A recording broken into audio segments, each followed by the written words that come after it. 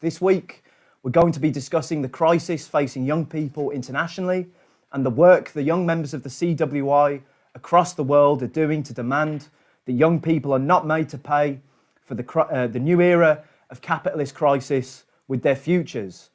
As the bosses and their political representatives all over the world take aim at workers and young people to foot the bill of the economic crisis, which is still in the process of unravelling. The situation facing young workers and students across the globe is extremely serious. On every front, the futures of young people, but particularly working class young people, are being jeopardised. Unemployment has risen across the globe, but youth unemployment in particular has been skyrocketing internationally in recent weeks. And what is threatened is not only in the immediate term a crisis of mass youth unemployment, but in the longer term, what the analysts called a scarring effect on young people's future job prospects for months, if not years and decades to come in the future. And as these job prospects are collapsing, many young people are searching for a way out. They're looking towards training, apprenticeship schemes, maybe some form of escape on the universities or through higher education. But in many countries now, you're seeing developments in the colleges, in the universities, where there are redundancies for teachers and staff, there are hiring freezes, there are cuts to educational services, to student support services, so on and so forth, further undermining the quality of education that students, but particularly again, working class students, are able to receive. But despite this very catastrophic situation that faces young people around the globe, young people are not accepting these attacks lying down. Even before the coronavirus pandemic began, the CWI in its analysis commented on the fact that young people in many countries around the world were to the fore of mass uprisings internationally against austerity, inequality and corrupt regimes all across the globe. For example, Chile, Hong Kong and Lebanon. But the new era of capitalist crisis has brought with it a new wave of youth struggle. And already we've seen that with the explosion of the Black Lives Matter movement, which have seen thousands of working class youth and students pouring into the streets. Of course, a movement that was sparked by the racist murder of George Floyd in the United States back at the end of May, which sent shockwaves around the world and pushed a new generation towards collective struggle. But within that movement, undoubtedly, we saw young people of all different ethnic backgrounds heroically fighting for an end to institutionalised racism and racist policing. But beyond that, we're demanding an end to inequality, poverty, slum housing, low pay, unemployment and austerity in general, i.e., we saw young people and working class youth demanding a decent future, which the capitalist class and their political representatives tell young people every day that they cannot afford. So these are some of the themes that we're going to be touching on in today's broadcast. Joining us today to discuss the youth fight back and the situation generally, we have three young members of the CWI, Cara Daniel from Ireland, B. Gardner from England and Wales, and Jacob Bilski from the US. And if we may, Cara, just starting with you, from the militant left and the young socialists in Ireland, there's a crisis currently in the education sector right now, I believe, in higher education, in further education. And there are a number of uncertainties for students and young people who will be returning to education during this pandemic, including how will health and safety on the campuses be guaranteed? How will online teaching be adequately delivered? And of course, the question of students who are facing unemployment, how are they going to be able to pay their rent while studying, and more issues than that. So, Cara, if you could, maybe just explaining a little bit more detail, what exactly is the situation facing young people and what ideas do the young socialists and militant left put forward to demand that students are not made to pay for this crisis with their education? Yeah, well, I think the crisis in education seems to be similar in a number of countries in regard to that complete uncertainty in returning to education during the pandemic. People still don't know the full details of social distancing and online classes. Many students are still paying the same amount in student fees despite not being at nearly as many physical classes. Students from rural areas are expected to pay exorbitant rents in college cities for a small number of physical classes. And I think obviously it is worth remembering, as like Theo has said, that this is in the backdrop of mass youth unemployment, a collapse in placements and apprenticeships, as well as constant threats of cutting the pandemic unemployment payment, which many working class students are still relying on following job losses. There's also the crisis in student accommodation, which was already a huge issue before the coronavirus, and it will definitely continue to be. Militant Left were involved in some of the demonstrations on college campuses just before the lockdown against the 12% rent increases in different colleges. Then we called for public ownership of student accommodation and that colleges shouldn't be run like a business. And I think those demands would stay the same.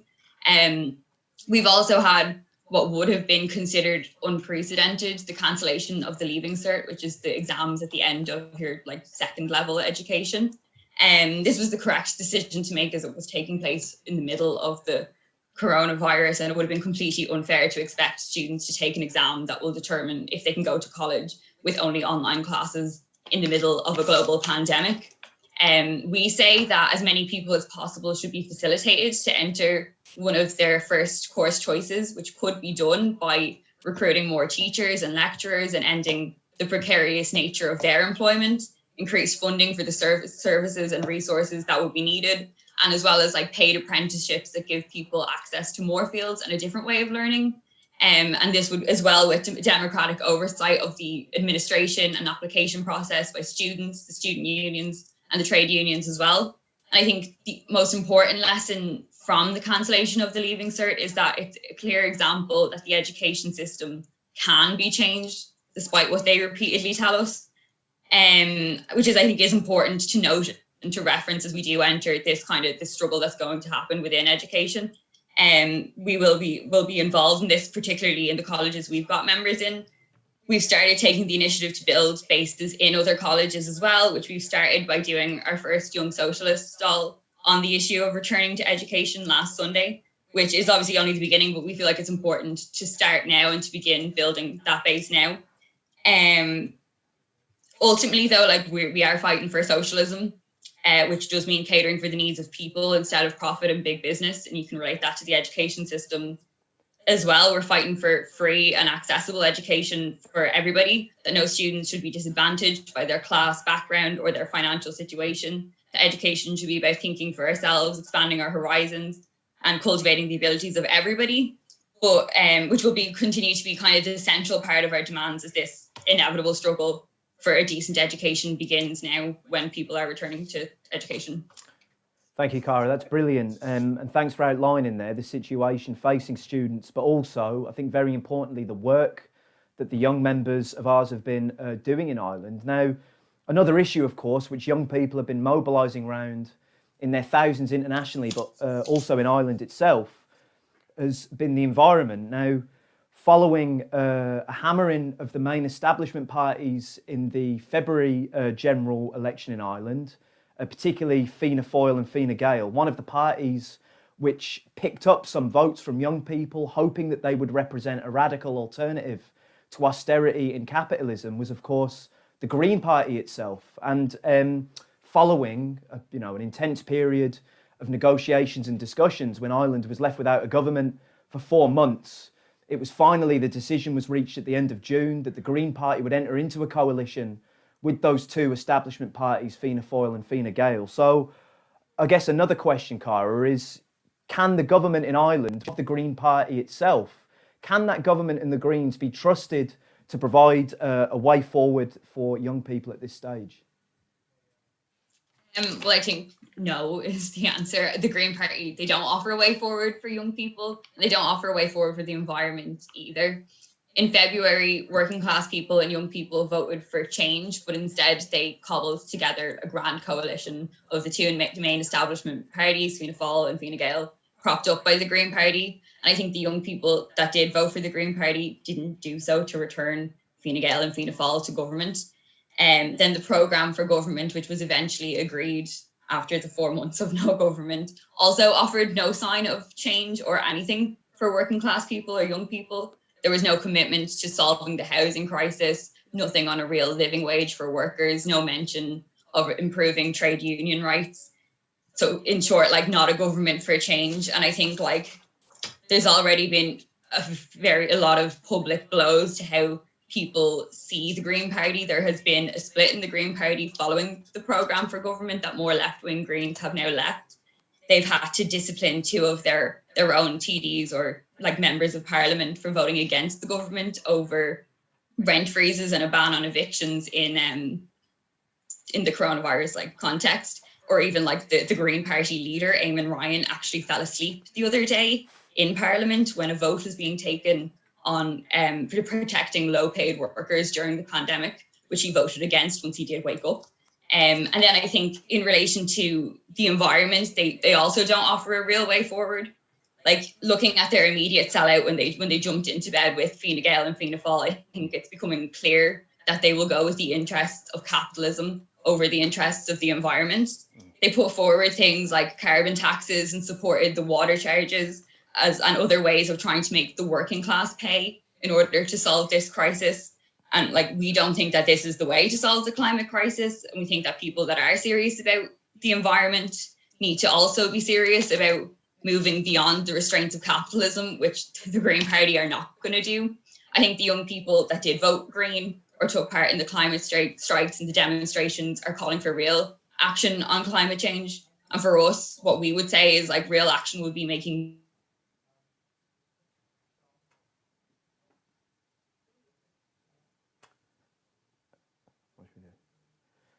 big businesses that are responsible for the majority of the emissions for financial stakes in the destruction of the environment, fighting for an alternative green jobs with real living wages, proper working conditions and trade union rights. And like ultimately what we want is to move to a socialist society that puts people and the environment before the drive for profit that dominates the system we live under, and the Green Party are not going to do that. I think these things that we've outlined can offer a way forward for young people, with the same political establishment with the word green tacked on the end of it doesn't. So like we would appeal for the young people who did have hopes that the Greens would deliver, that consider what we're putting forward as well as an actual alternative, because I think the Green Party in a very short time being in government, and now the government is on their summer holidays, they've already exposed themselves as clearly not an alternative for young people. So I think it will be interesting to see what happens, but that's what we would say.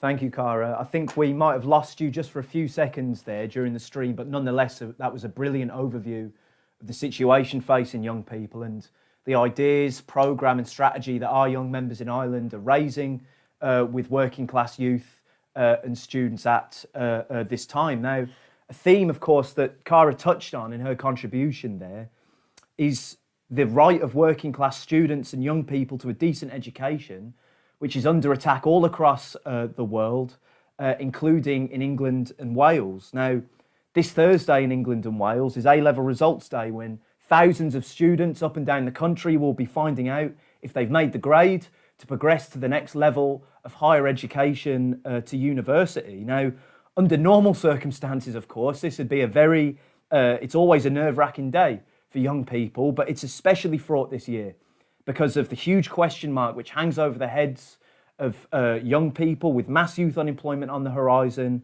but also a funding crisis which has engulfed the university campuses. Previously, the Young Socialists in England and Wales had called a day of action to demand that there is no penalty on the futures of the COVID generation because of the coronavirus crisis. So far, nearly 20 actions in 12 towns or cities have been announced by the Young Socialists, with more still to come between Thursday, this A-level results day, and the end of the week. But additionally, since the Young Socialists called that day of action, it's now been reported that in England and Wales, 40% of all A-level grades are expected to be moderated downwards, and that working class students will be especially and disproportionately affected by this downgrading, which is an absolute scandal, which is unravelling. So this next question for you, B. Gardner, in the Socialist Party in England and Wales, could you perhaps just outline again for our viewers a little bit more what the issues facing young people are this A-level results day, and also why the Young Socialists are going to be out protesting in those towns and cities on the day itself? Yeah, absolutely. Well, I think the main reason, like you and Kira before I've outlined, sorry if I said your name wrong, is that young people are facing a devastatingly bleak future under capitalism. And as young socialists, you want to get out there and raise the alternative with young people that are questioning their future at the moment. These young people that are collecting their results, they've been told that if they work hard, they'll get good grades, which will guarantee them a good future. But it's a total lie. Capitalism cannot offer a decent future for young people, and especially working class youth. And the COVID crisis has highlighted that for all of us. It's highlighted the existing class inequalities and division in society, in our education system, in our housing, in terms of our workplaces and job security, and who's been putting themselves at risk during the crisis. And so, yeah, for us on Thursday, it represents an opportunity for us to get out there. Around 300,000 18-year-olds mainly are going to be finding out what grades they've been given. And as you just said, Theo, these grades are going to reinforce inequality, with young people from working class neighbourhoods getting their grades lowered more than those from richer areas. And young people are right to be enormously angry about this. In Scotland, they found out their results last week, and they've had protests with slogans like "keep class out of the classroom," "judge my work, not my postcode." And it is an absolutely scandalous issue. And the government could be forced to, apologise or retreat from this, as Nicola Sturgeon is making sounds about. She made a statement last night. But I think really on Thursday, this is just one of the issues that are facing young people in England and Wales and around the world. Even with good grades, they also face issues of huge uncertainty about the quality of university education, as is the case in Ireland as well.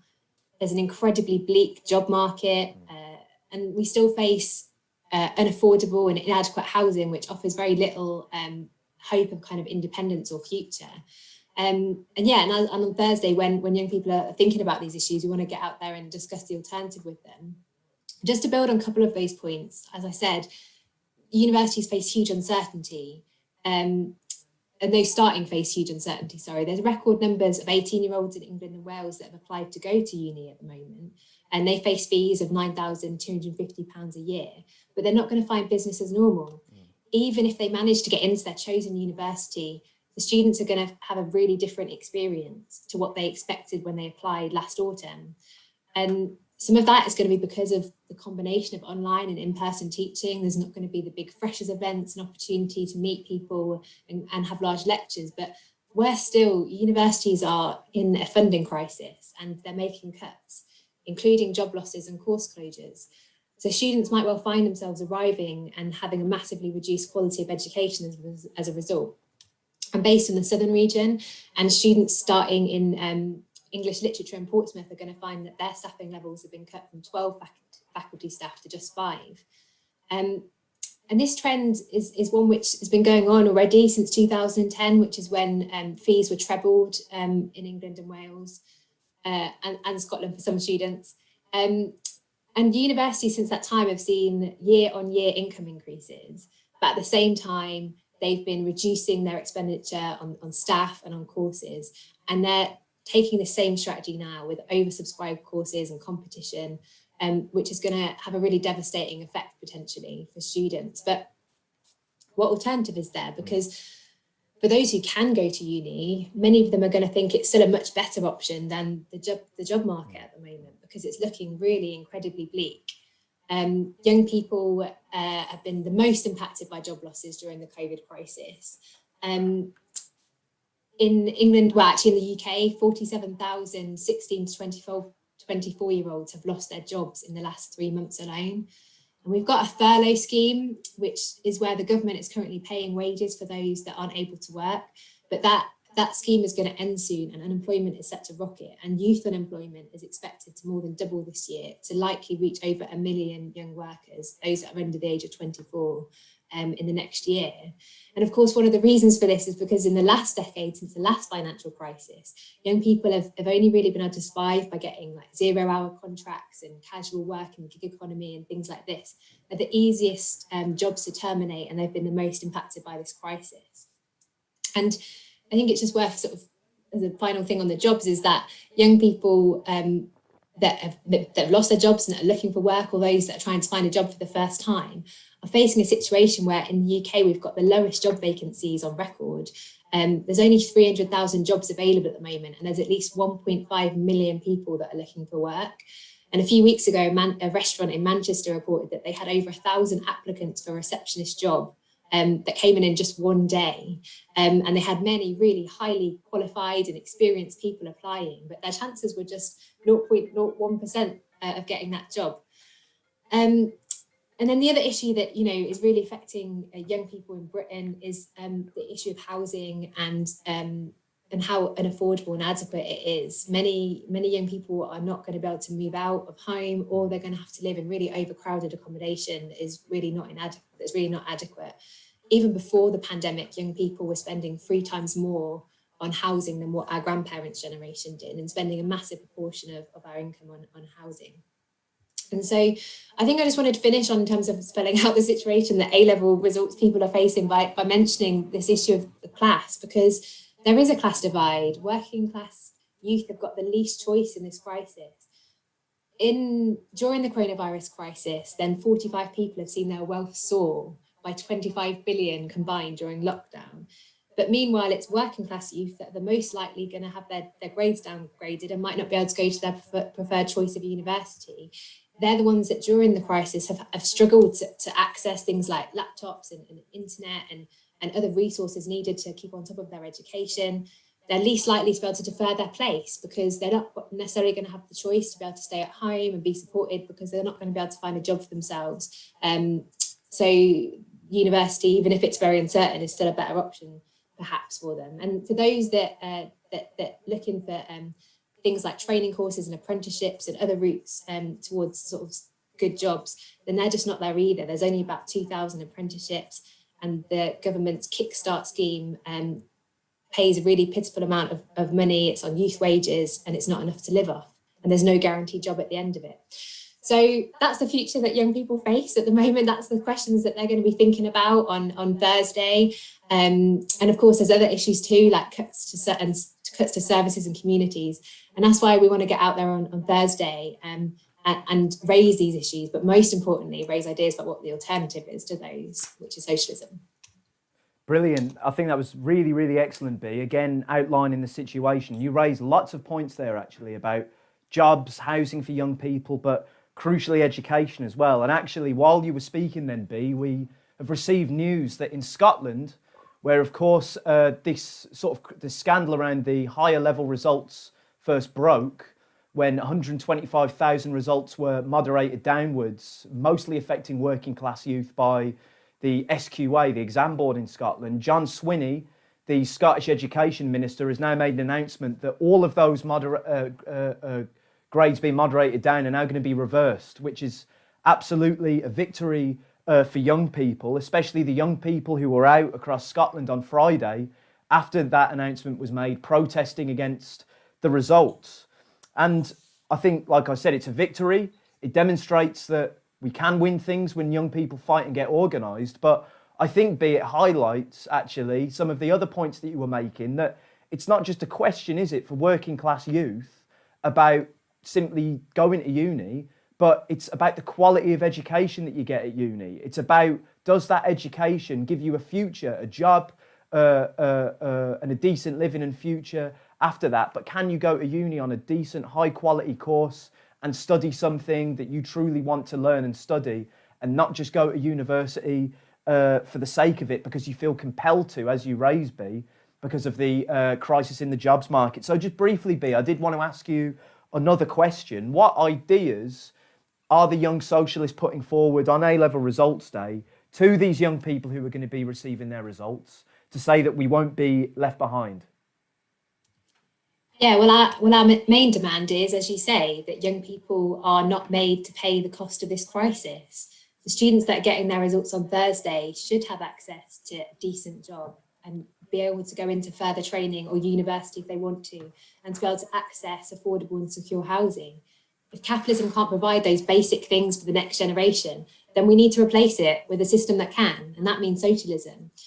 Young Socialists, we've put together a youth charter which goes into much more detail about all of our demands, so I'm not going to go into them all now. But I think our key priorities on Thursday are going to be calling for, as you say, Theo, high quality university place for every applicant that is fully funded. And that means scrapping fees. It means cancelling existing debt that's like holding generations back, reversing the awful market trends that have eroded education and fueled the current crisis that have all come out of this fee system. But it also means the opportunity for students to learn something that they want to, like you say, that they're interested in, and that they've got an opportunity to get a decent job at the end of it. And for that, we need to have proper jobs and training available with decent rates of pay, protected hours and rights. That means scrapping exploitative contracts, abolishing the youth rates of pay. Why should a young person doing the exact same job as an older worker be paid less? At the moment in the UK, minimum wage is more than £2 less for those aged 18 to 24 and £4 less for those under 18, regardless of what job they're doing.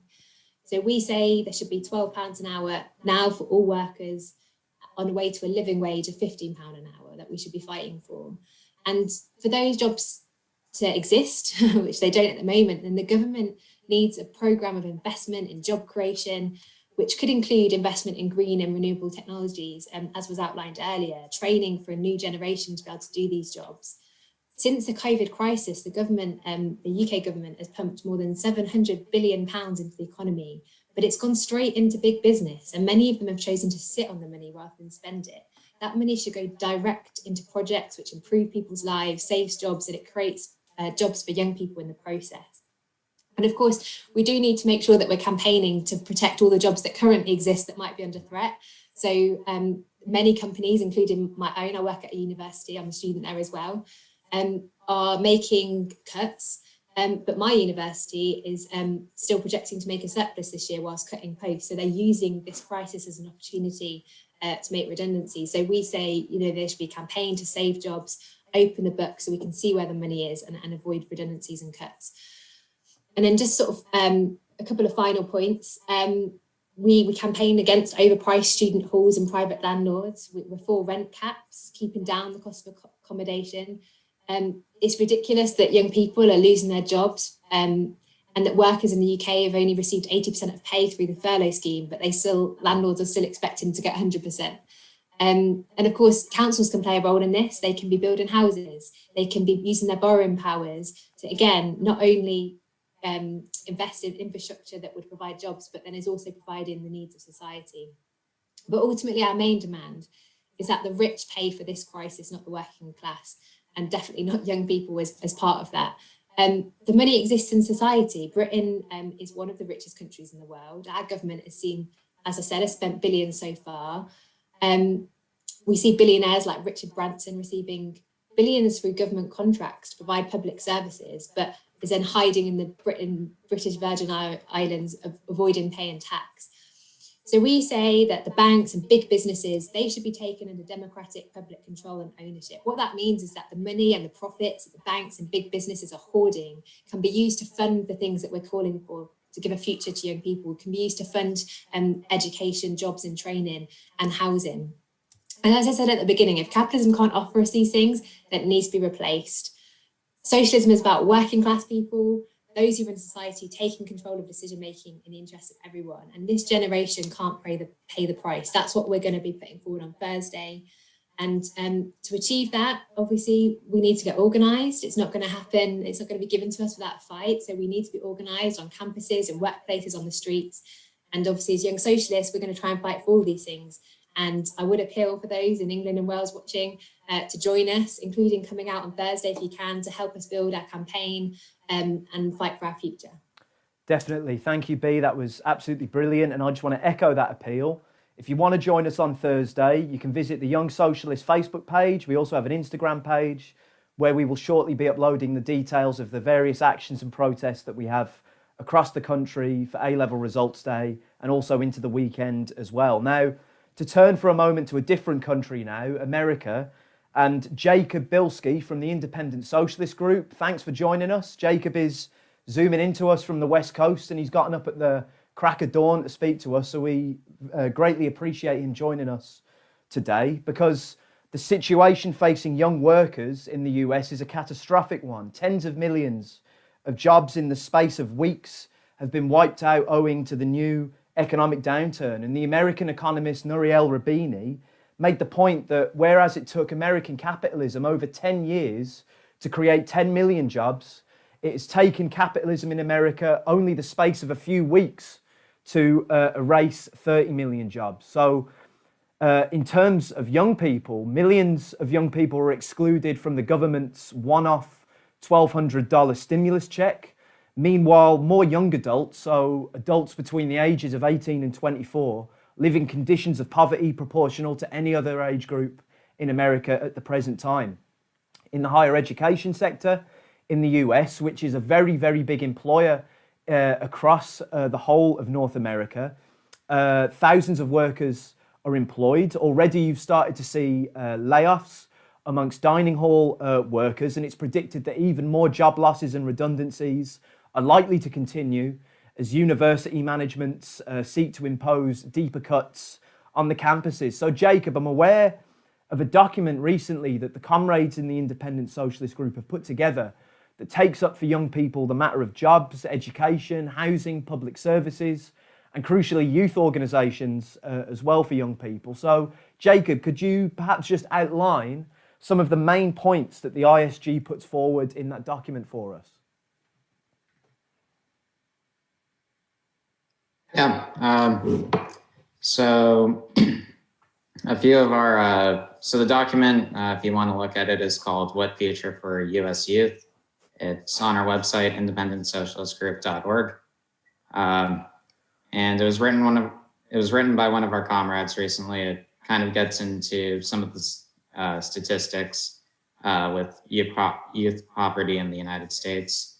And I think part of what we need to keep in mind when we talk about the US situation is that growing up in the US, kind of what most people experience is that the economy is almost built around making sure that young people graduate, whether that's graduating high school or graduating from university. They graduate with some sort of debt or otherwise not like starting off with a clean slate in some ways. So if you go to university, it's extremely expensive and tuition goes up every year. I think every year I've been at university so far, we've had a 3 to 4% tuition hike every year. And while that may not sound like a lot, just talking about 3 to 4%, when you're talking about for public universities, somewhere around $20,000, for private universities, upwards of $40,000, those 3 to 4% tuition hikes add up very quickly. And so, yeah, some of our demands we've been calling for, the basics are better pay, good jobs. So we call for a $20 an hour minimum wage in order to fight poverty in the United States. And in addition to that, so a lot of places are still under $15 minimum wage.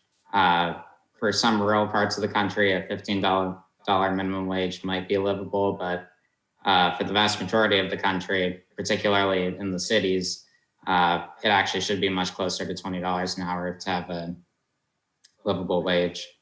And as part of that, we also call for a major increase in public works programs in order to guarantee employment and not only have more jobs for young people, but also make sure that all these jobs are at a living wage and they're union jobs. In the United States, some of our strongest unions are in the public sector. And so when it comes to education, so on the one hand, we're facing two problems. For public high schools and for those, it's a different education system here. So high school and basically every school before you enter university is public in the US. And it's technically free. You still have to pay for supplies and things like that, but there's no tuition for it. But what's been happening is that in an attempt to attack teachers' unions and ensure that corporations can make a profit off of education, most public schools are being systematically defunded and replaced by private charter schools. And on the other hand, you have universities which are putting students into debt. I believe student loan debt is exceeding $1.6 trillion at this point. And while they've delayed payments of student debt until September 30th for the in light of the coronavirus crisis. It's not actually, so the crisis is unlikely to end on October 1st.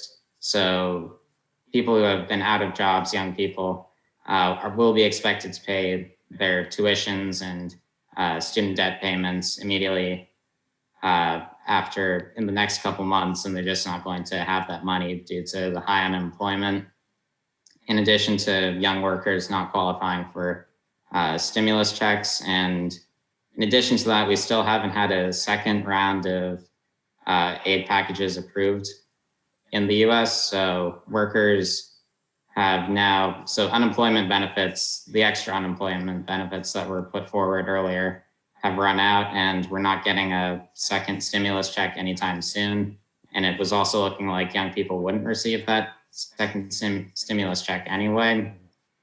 So yeah, the situation in education is really bad right now. And so what we put forward to fight these sort of problems is we're calling for a revival of student unions. There were a lot of student unions back during the 1960s, 1970s, when lots of youth in the US were involved in the anti-war movement, the civil rights movement, and just in general, the broader New Left movement. But since then, student unions have been they've either been ended effectively. I mean, I think I still have a student union at my university, but it doesn't do anything. Most student representation is through bureaucratic student councils instead of an actual student union. And so we've been calling for a revival of the student unions and youth organizations. And the goal is to get these groups together and unite the students who are in struggle with teachers who are entering struggle, and using tactics like tuition strikes, solidarity actions with the teachers and with parents in order to make it so that the schools reopen once it's safe to reopen. And in addition, these strategies, what we're hoping to eventually build is a movement strong enough to forgive all student loan debt. And in addition to that, hopefully bring about free public university for all students. Excellent. Thanks for that, Jacob. Now, we've just got a little bit of time left, but just one very quick final question before you go. The Black Lives Matter movement, which of course originated in the US, has been a defining feature of the period that we're in currently and has triggered a youth revolt globally against racism, against inequality, poverty, and the capitalist system that drives them all. But what has actually happened to the Black Lives Matter movement at the moment, Jacob, in the US? And if it's still going, what sort of discussions, what issues are emerging within it about what needs to be fought for next? Yeah, so the movement is still going on. There's kind of, to some degree, been a media blackout on it. I mean, you see stuff on social media, but if you watch mainstream news, most of the liberal media is focusing very much on the elections and trying to hype up Joe Biden's candidacy however they can. Meanwhile, conservative media still talks about Black Lives Matter, but it's very much sort of Red Scare rhetoric around it. I think I was just watching the Attorney General interview on Fox News talking about how the protests are being led by evil Bolsheviks and they're going to destroy America. Trump's been really ramping up the rhetoric around the suburbs in the United States. So the Black Lives Matter protesters will destroy the suburbs, which is very much in the tradition of right-wing talking points in the United States concerning being tough on crime and these sort of talking points, which are coded to not be immediately racist by the sound of it, but they're effectively talking about young Black youth and basically trying to stir up fear among white Americans to vote for conservative politicians.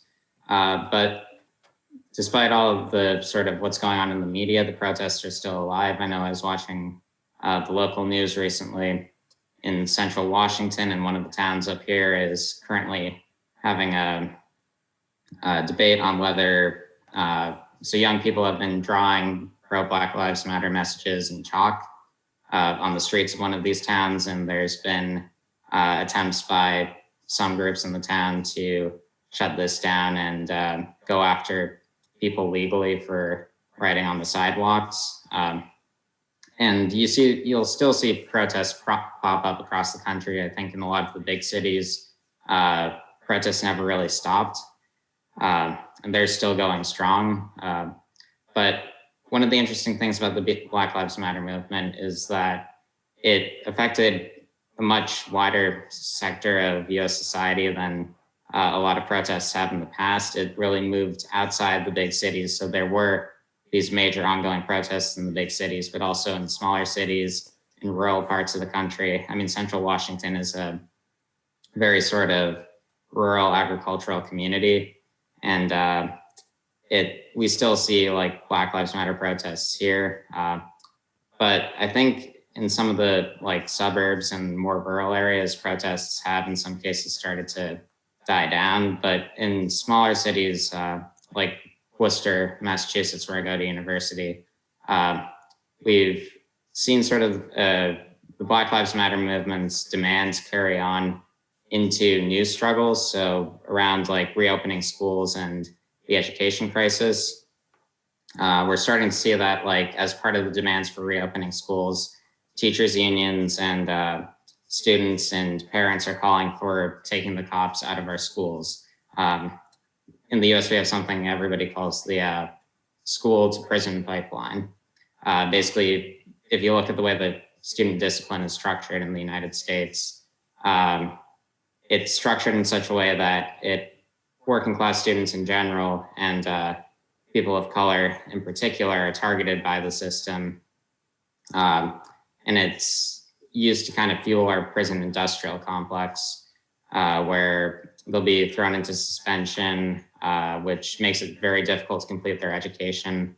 And then over time, they're either not going to graduate or they're going to not be able to continue on to university for economic and other reasons, in part due to this disciplinary system.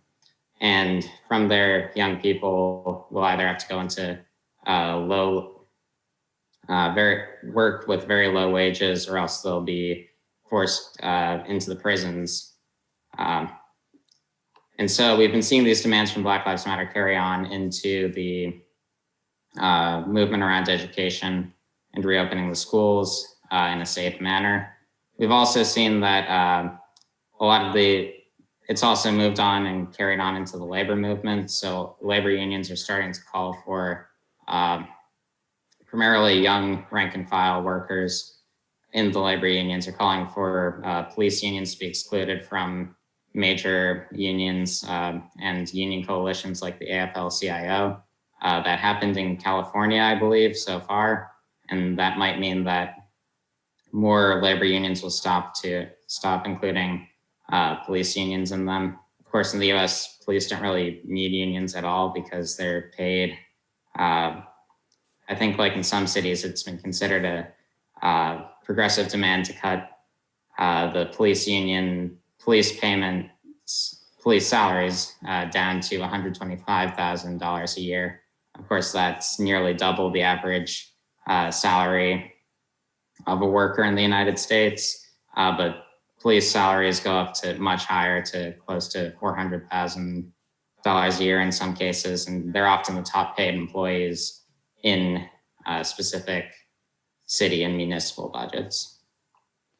All right, thanks for that analysis there, Jacob, and thank you to Cara, Daniel and B. Gardner as well for joining us today. Unfortunately, that's all the time that we have for today's broadcast, but I think it's been an absolutely fantastic discussion. It's been a fantastic analysis of the situation from all of our speakers, and also hearing about the work that our young members in the Committee for a Workers' International are doing. And if you're from any of the countries, by the way, that have been featured in today's broadcast, then you should not hesitate whatsoever to get in touch with those organisations. So the Militant Left in Ireland, the Socialist Party in England and Wales, and of course, last but not least, the Independent Socialist Group in the United States. Now, just before we finish today's broadcast, one or two announcements. If you've enjoyed the analysis that you've heard from our speakers today, visit our website, socialistworld.net.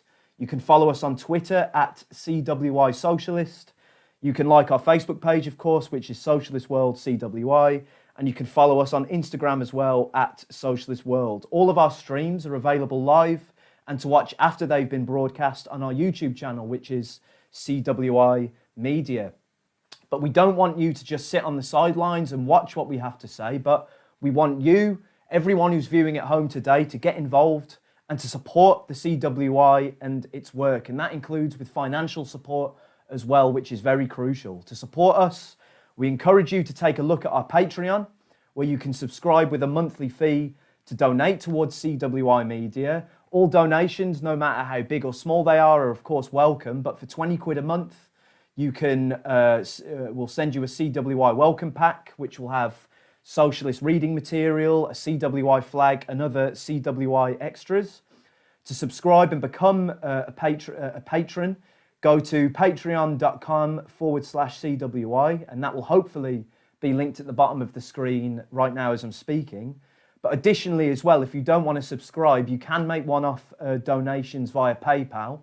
And the URL for that is paypal.me/donate2CWI. 2 there is the number 2, which hopefully will also be linked at the bottom of the screen.